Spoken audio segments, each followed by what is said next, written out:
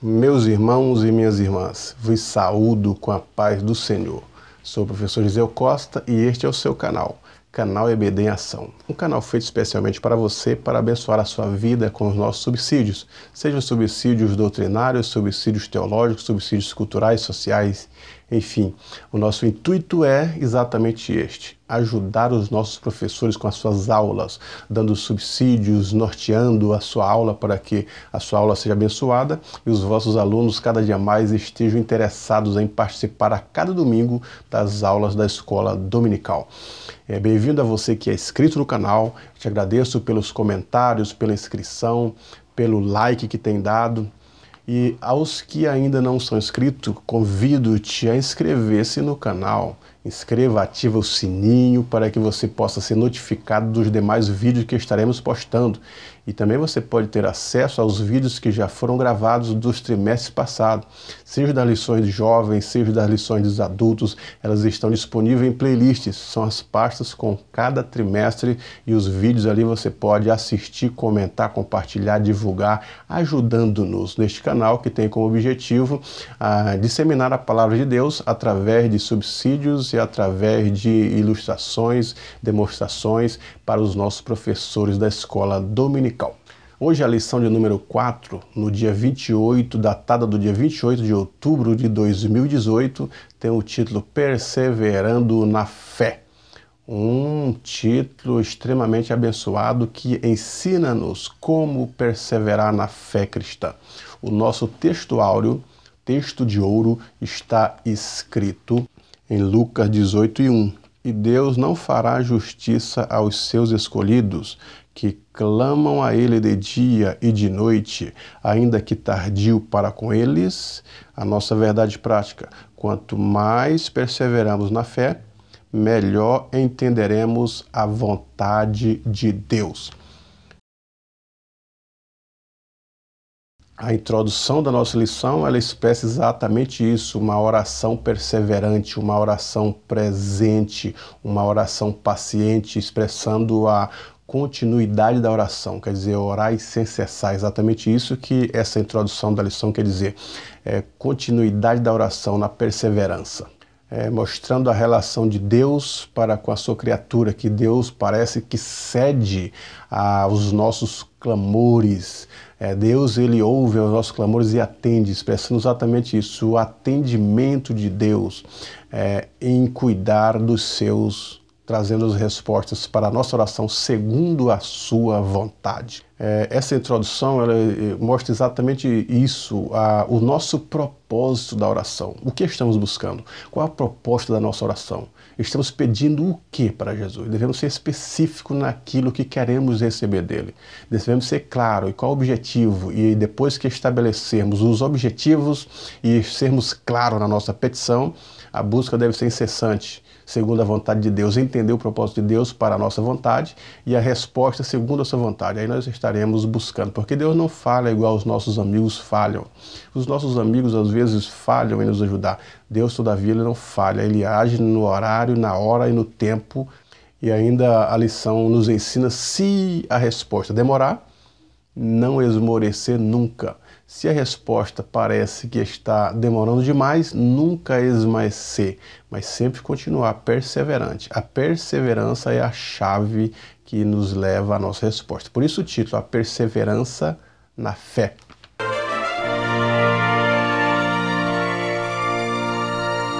Primeiro tópico, nós temos interpretando a parábola do juiz iníquo. E o primeiro subtópico diz uma parábola difícil. Porque muitos estudiosos costumam dizer que esta parábola do juiz iníquo de Lucas, ela é uma parábola difícil. Geralmente porque o juiz nessa parábola, ele é um juiz perverso, um juiz iníquo, um juiz que pensa em si mesmo, um juiz que ele não julga com equidade e nem se importa com as causas alheias. Até porque o papel do juiz era exatamente esse, procurar equidade, procurar igualdade, julgar as pessoas de uma forma igual e importar-se com cada uma delas. Então este contraste é complicado para o entendimento de muitos estudiosos, porque em primeiro momento eles querem comparar ou comparam o juiz iníquo com o eterno e justo juiz que é Deus. Mas como não há uma relação entre o juiz iníquo e o próprio Deus, então há uma dificuldade deles achar maldade no Senhor Deus que é justo. Mas na verdade, essa parábola está expressando o contraste.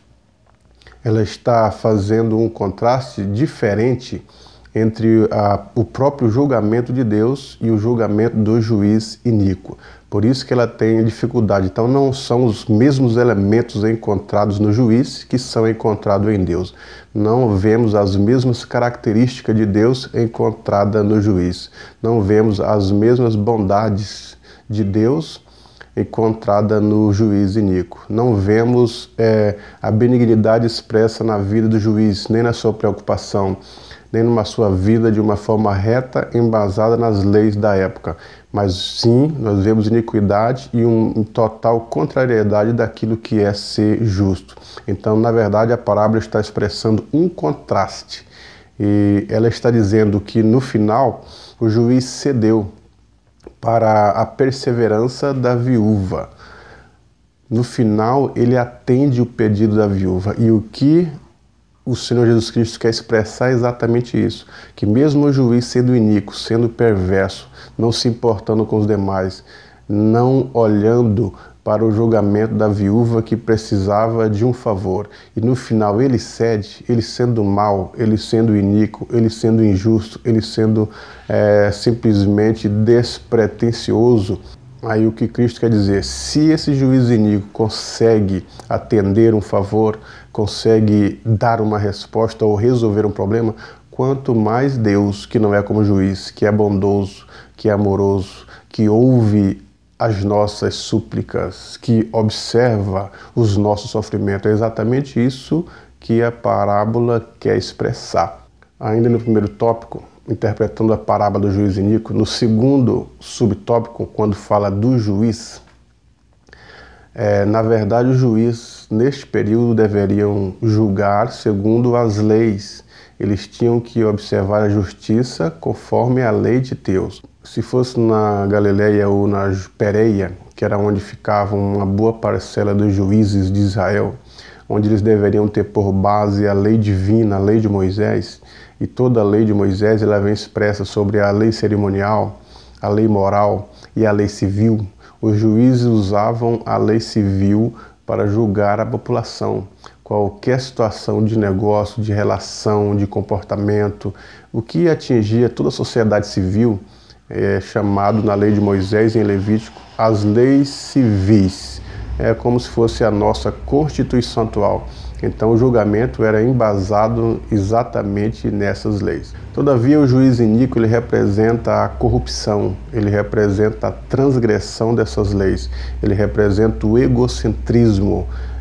O juiz iníquo aqui ele está representado como alguém que só fazia julgamento se tivesse benefícios. Mas para aqueles que não tinham condições de beneficiá-lo, ele não se importava com as pessoas desprezadas. No caso aqui do juiz iníquo, ele representa toda a corrupção, o antropocentrismo, o egocentrismo está expresso exatamente nesse juiz que a parábola chama o juiz iníquo. Todo o julgamento desse juiz era contrário à lei de Moisés, enquanto em Êxodo nós vemos a preocupação de Deus com os pobres, com os órfãos, com as viúvas. As viúvas, quando os maridos morriam, muitas vezes elas ficavam endividadas com a dívida do marido. Às vezes nós vemos as histórias de viúvas que doaram seus filhos para pagar as dívidas, para trabalhar como servos. Às vezes essas viúvas ficavam dependentes daqueles que tinham roças de cevada, de trigo, de milho, para que pudesse ser ajudada a alcançar o favor desses proprietários com algumas migalhas que caíam da mesa desses seus donos. Então as viúvas, nesse período, elas sofriam bastante. Todavia Deus havia deixado uma lei para que essas viúvas fossem assistidas mediante as leis de Moisés. Em Tiago nós vemos ele expressando que a verdadeira religião uma das pausas dessa religião, uma das pautas dessa religião, é exatamente isso, cuidar das viúvas. Todavia, o juiz iníquo, ele não estava preocupado em ajudar a viúva, mas simplesmente ele buscava trabalhar em benefícios próprios. Mas como ele não via na viúva nenhum benefício que poderia lhe trazer, então ele não ligava para a petição da viúva. Todavia, ela não desiste e todos os dias ia na sua residência, no seu serviço, pedir favores para resolver os problemas dela. Ainda no primeiro tópico nós temos a figura da viúva. A situação das viúvas no Antigo Testamento não era das mais favoráveis, mas às vezes as viúvas elas eram humilhadas e tinha sempre as recomendações de quando ela morresse, se não deixasse sementes semelhantes, algum parente tinha que tomá-la para que pudesse preservar o nome da família. Nós vemos diversos exemplos disso no Antigo Testamento que não queremos citar aqui. Mas as viúvas, no período de Cristo, elas eram assalariadas no judaísmo. E os sacerdotes, esses juízes que julgavam as pessoas neste período de Cristo, muitas vezes roubavam os salários das viúvas. Alguns até estavam em prostituição com as próprias viúvas, enganando-as. E é exatamente isso que Cristo está reclamando, que além deles desfraudarem as viúvas, ainda causava-lhe mal moral. E sobre esta situação, Cristo está dizendo que o julgamento para com essas pobres viúvas eram desnecessárias, não eram realmente justo e nem bíblico. Em grande parte, quando essas viúvas saíam do judaísmo e elas vinham para o cristianismo, as suas aposentadorias no judaísmo eram cortadas porque o judaísmo era contrário ao cristianismo. E essas viúvas passaram a padecer necessidades. Foi por isso que houve o estabelecimento dos diáconos. Nós vemos em Atos alguns servos de Deus sendo separados ao diaconato para cuidar, além dos órfãos, das viúvas também. Nós vemos Estevão, homem cheio de fé e de coragem, Felipe, homem cheio de fé e de coragem, Simão, Nicanor, Prócoros, Pármenas, Nicolau, entre outros diáconos que foram separados exatamente para isso, para cuidar dos órfãos, das viúvas e dos necessitados.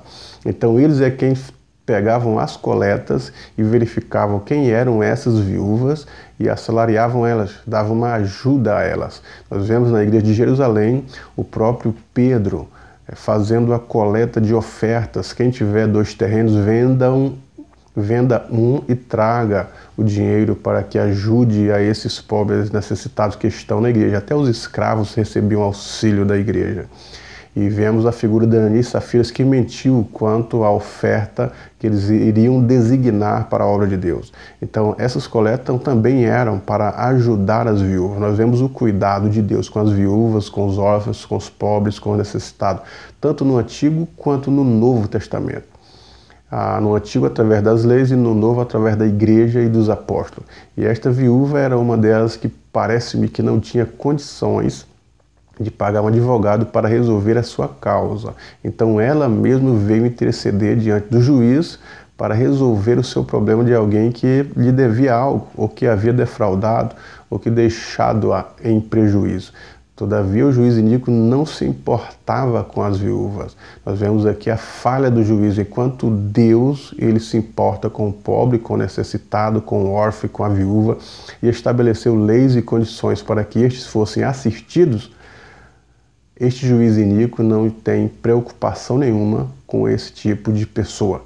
Por isso que Cristo relaciona exatamente ele como um juiz iníquo, que é egocêntrico, que se importa consigo mesmo e com as suas benesses recebidas através do que ele faz como juiz. Mas como a viúva não tinha condições de trazê-lo nada de bem, ele não se importava. A única importância que ele teve para resolver o problema dela é porque ele estava sendo molestado, estava sendo importunado todos os dias.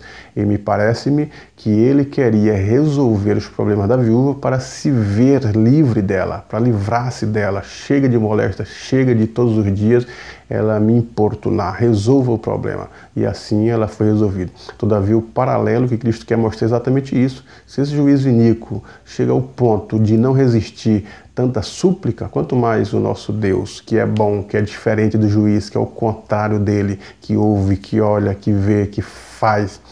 Ele é quem resolve, ele é quem entra com a providência o mais breve possível, segundo a sua vontade. Como o próprio Cristo diz, mesmo que pareça tardar, mas é o tempo de Deus, não o nosso. E o último subtópico do primeiro tópico é o caso da perseverança. Enquanto a juíza perseverava insistindo com o juiz até que resolveu o seu problema, é este exemplo que Cristo quer dar para os seus, a nossa perseverança para com Deus. Deus ele não tarda, por mais que alguns tenham ele como tardio. Deus nem tarda e nem falha, mas ele age na hora certa, porque a relação de Deus com os seus semelhantes, a soberania, por mais que seja soberano em relação aos nós que somos criaturas, é de amor, é de preocupação. Quando o Senhor Deus disse para Moisés em Êxodo 3, ele diz: Moisés tem observado atentamente a aflição do meu povo que está no Egito. Por isso ouvi o seu clamor e desci para livrá-los e tirá-los da terra do Egito. Então nosso Deus é o Deus que atende, o Deus que ouve, é um Deus bondoso, é o Deus de misericórdia, é o Deus benigno. A Bíblia diz assim que o seu ouvido não está gravado para que não possa ouvir e nem o seu braço encolhido para que não possa agir. Então é este Deus quem ouve as nossas orações, mas a questão é a perseverança. Assim como a viúva perseverava todos os dias, a lição para nós é esta: perseverança naquilo que estamos buscando. A insistência, por isso que a Bíblia ela também adverte dizendo: batei, batei e abrir-se-vos-á, pedi, pedi e dar-se-vos-á. Mostrando constância naquilo que precisamos diante de Deus, mostrando a nossa insistência, mostrando a nossa continuidade. Não devemos ser como os meninos, que às vezes eles chegam nas campainhas de algumas casas e apertam as campainhas e antes que a porta se abra, eles correm. Os meninos traquinos, como alguns costumam dizer. Todavia, nós devemos insistir até que a porta se abre, porque ela se abrirá. E a nossa insistência e perseverança é quem vai condicionar a resposta para aquilo que estamos pedindo. No segundo tópico, nós temos a bondade de um Deus justo. E o primeiro subtópico é: Deus é bom. Então aqui neste ponto, o escritor fala da bondade de Deus. A bondade de Deus e a benignidade são atributos, são características expressamente em Deus. Enquanto que a malignidade e a maldade são características do mal no inimigo, no diabo. Quando a Bíblia fala da benignidade de Deus, ela está expressando que a capacidade de Deus é de fazer somente o bem. Quando ela fala da malignidade do maligno, é a capacidade dele fazer somente o mal. Por mais que o prato seja recheado do inimigo, por mais que as propostas pareçam boas, por mais que as propostas que ele propõe aos seres humanos sejam algo que parece favorecer ao ser humano, no fundo é uma cilada, no fundo ela leva ao poço, ao abismo, à destruição e à morte. E enquanto que as características de Deus, como bom, como bondade e benignidade, elas pareçam que ele nos prova, parecem que ele demora, mas todas essas características de Deus, apesar de nosso ponto de vista ter tribulações, ter sofrimento, mas no fundo, por trás de tudo isso está a bondade de Deus, está a perseverança. Tudo que ele faz é bom, por mais que aos nossos olhos possam ser algo ruim. É exatamente aquilo que Jó disse à sua esposa: receberíamos o mal e não receberíamos o bem de Deus, dando a entender ou a parecer, segundo os seus olhos, que existem algumas coisas que Deus faz que é má. Todavia, tudo que Deus faz é bom, tudo que ele fez é bom, e a sua bondade dura de geração a geração. A sua benignidade é para sempre. E nestas parábolas está o contraste exatamente entre Deus e o juiz iníquo. E Jesus Cristo disse assim: se nós, sendo maus, sabemos dar boas coisas aos nossos filhos, quanto mais Deus nos dará aquilo que é bom. Enquanto que o juiz iníquo, por mais que ele era mau, que era intolerante, ele consegue dar uma resposta boa para a viúva. Quanto mais Deus, que tem essas características de ser alguém bom, bondoso, piedoso e benigno, ele também dará respostas boas aos que o clamam. E ainda no segundo subtópico do segundo tópico, Deus é juiz. É isso que Abraão diz, que Deus é juiz de toda a terra. A Bíblia fala que do Senhor é a terra, a sua plenitude, o mundo e os que nele habitam. E o julgamento do Senhor nosso Deus é um julgamento com equidade. Todas as coisas que ele faz em resposta aos seus são exatamente para favorecer aos seus, para que nós possamos adorar a Deus, servir a Ele com fidelidade e bondade. Essas são as características de nosso Deus, um Deus justo. E tudo que Ele faz é bom. E a sua justiça permanece para sempre. E ainda no segundo subtópico está dito que Deus assume a nossa causa. Exatamente o contrário do juiz iníquo. Enquanto ele não queria assumir a causa da viúva, não se importava com ela, Deus, pelo contrário, ele assume a nossa causa. Por isso que o salmista disse: entrega o teu caminho ao Senhor, confia nele e o mais ele tudo fará. Se nós chegarmos com o coração contrito e abatido diante de Deus, pedindo, humilhado, ele nos atende. Um coração contrito e abatido não desprezará o Senhor. Então ele atende. A Bíblia diz assim: humilhai-vos debaixo da potente mão de Deus, e a seu tempo, quer dizer, no tempo determinado por ele, ele vai atender e favorecer-nos. No terceiro tópico, a perseverança da viúva é uma imagem para nós. E o que é expresso aqui é exatamente isso, a oração. O que é a oração? A oração é o diálogo da alma, da nossa alma, do nosso espírito com o nosso Criador. O ser humano ele foi feito com um dispositivo chamado comunhão, a koinonia no grego, que é a nossa ligação com o Espírito de Deus. Se nós queremos entender o mundo espiritual, o mundo transcendente, o mundo divino, é através do nosso espírito com o Espírito de Deus. Porque a Bíblia diz que o Espírito de Deus comunica com o nosso espírito. E isso através da oração. A oração é a comunicação, é o diálogo. Nós falamos com Deus. O homem, hoje em dia, Deus está distante dele por causa dos pecados. A Bíblia diz assim, que os vossos pecados é que fazem separação entre mim e vós. Então, através da salvação, através do arrependimento, da justificação, da santificação, esse diálogo é possível novamente. Nós nos aproximamos de Deus, a inimizade é tirada e a amizade entre o homem e Deus é restabelecida. E por isso que nós podemos conversar com Deus através da oração, sentir Deus através da comunhão, estar presente diante dele e receber as bênçãos. Então a oração é exatamente isso. A oração não é alimento, como alguns têm dito, que a oração é alimento. O alimento é a palavra de Deus, é o pão da vida. Então a oração é a comunhão, é a nossa koinonia entre nós e o nosso Deus. Ainda no segundo subtópico do terceiro tópico, nós temos a palavra perseverança, quer dizer, perseverar, estar firme, expressa exatamente isso, a continuidade. A perseverança na fé é acreditar que Deus vai nos ouvir.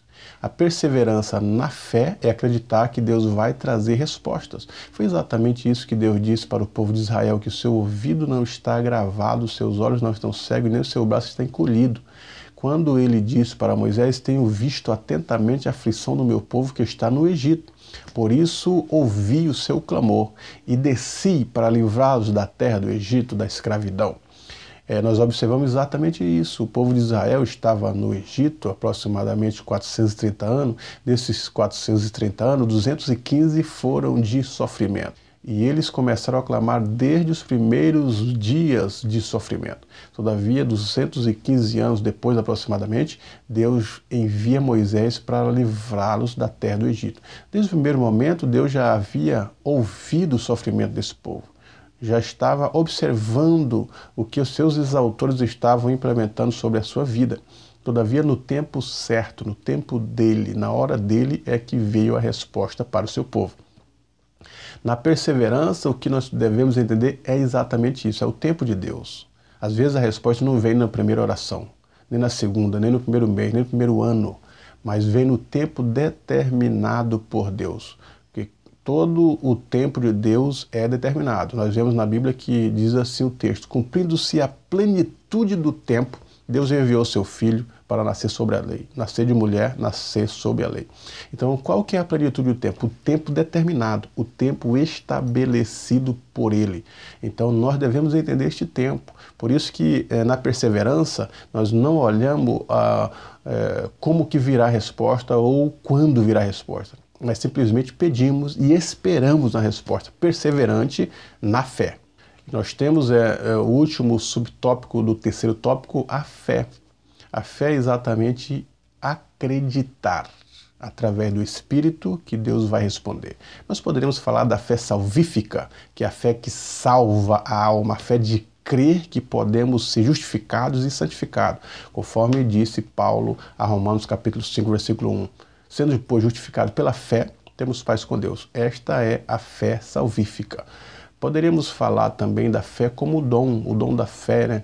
Que é o dom de acreditar, de receber um milagre, de receber uma cura. Também esta fé, para receber um milagre, para receber uma cura, ela é uma fé de crer em Deus ou de esperar em Deus e exige perseverança. Poderíamos falar da fé do fruto do Espírito, né? Caridade, gozo, paz, fé, longanimidade, temperança. E esta fé de fidelidade, de continuar servindo a Deus com fidelidade, ou da fé comum que todos têm. Quando vamos a um restaurante, não levamos o químico para examinar a alimentação, para ver se tem veneno ou não, se a comida está estragada ou não. Nós simplesmente sentamos e pedimos o prato, pedimos o cardápio. Então, acreditamos que aquela comida é boa e sadia. Quando vamos fazer uma viagem, ninguém pergunta ao piloto se ele tem um brevet ou se sabe o caminho exato. Simplesmente nos sentamos e esperamos o horário do avião decolar. Porque acreditamos, temos a fé que ele vai levar aonde queremos ir, aonde pretendemos. Então isto é a fé comum que todos possuem. Mas a fé de fidelidade é a fé que persevera. Por isso que a Bíblia diz, ser fiel até a morte e dar-te a coroa da vida.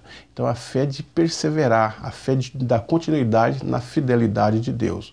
Ou até mesmo a fé de buscar a bênção de Deus, de buscar o favor imerecido de Deus. A fé de buscar um milagre, a fé de buscar uma resposta. Essa fé expressa exatamente um dom.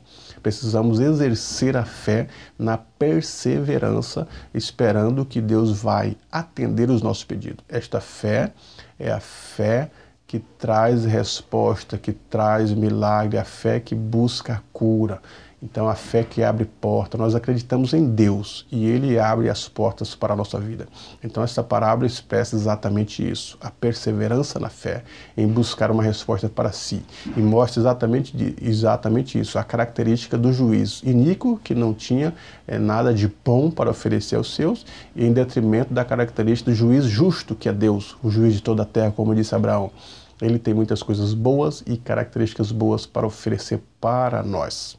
Na conclusão, nós pedimos aos professores e professoras que continuem nesta caminhada, despertando a fé e a perseverança dos nossos alunos. Que eles continuem a cada dia perseverando na fé, buscando entender a palavra de Deus, buscando compreender os propósitos de Deus para ser cristãos melhores. Deus em Cristo vos abençoe.